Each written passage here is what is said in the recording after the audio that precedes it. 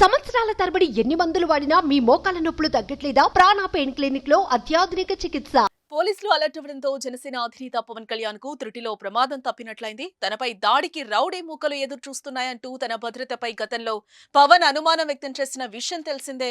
తాజాగా పశ్చిమ గోదావరి జిల్లా భీమవరం సభలో ఇద్దరు వ్యక్తులు అనుమానాస్పదంగా కనిపించారు.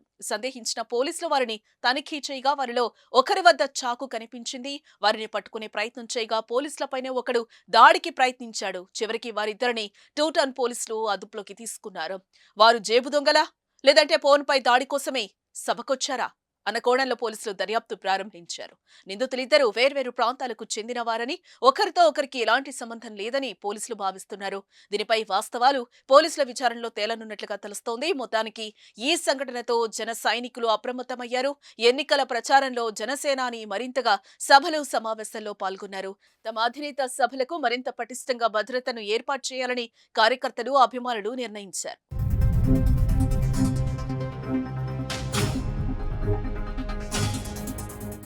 సుమన్ టీవీలో మీ పర్సనల్ అండ్ బిజినెస్ ప్రమోషన్స్ కోసం కింది నెంబర్కి కాంటాక్ట్ చేయండి.